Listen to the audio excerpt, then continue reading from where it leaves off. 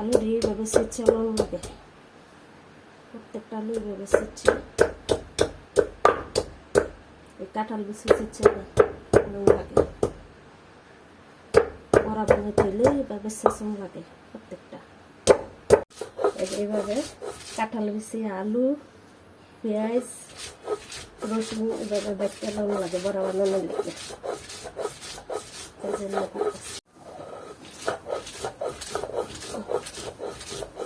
বড়ার জন্য মরিচ বাটতেছি।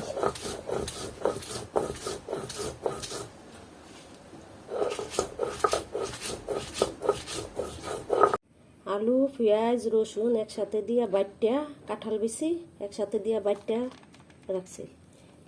আর এই যে মরিচ বাইটটা দিলাম, এই যে পেঁয়াজ আর রসুন বাইটটা দিলাম আলাদা। এই যে লবণ দিয়ে দিব, স্বাদ মতো লবণ দিয়ে দিতেছি। এই যে স্বাদ মতো লবণ দিয়ে দিলাম। এই যে হলুদের গুঁড়া দিয়ে দিতেছি, হলুদের গুঁড়া বেশি দিতাম না, অল্প একটু দিব। এই যে পোয়া মাছের বড়া, পোয়া মাছের বড়া এই যে এভাবে মাইকা 10 মিনিট রেখে দিব। 10 মিনিট পরে বড়াটা ভাজবো, কচু পাতায় দিয়ে বড়াটা ভাজবো।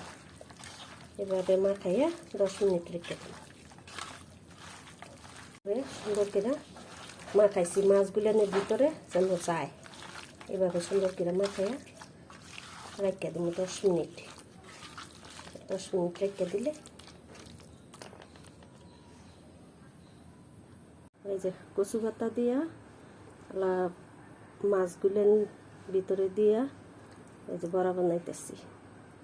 বাইটটা রাখছিলাম, সব কিছু ম্যারিনেট করে রাখছি, এইগুলো ভিতরে দিয়া এই যে বললা এইভাবে বড়া বানায় পোয়া মাছের। এখন দিয়ে দিব বড়া,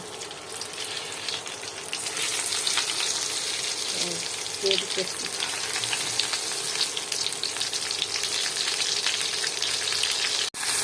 দিয়ে দিতেছি বড়া, পোয়া মাছের বড়া না কি সুন্দর। এই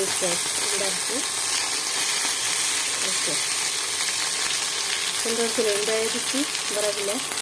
বড়াগুলো ভাজা শেষ হয়ে গেছে গা, পোয়া মাছের বড়া যে বানাইছি ওই বড়াগুলো ভাজা শেষ।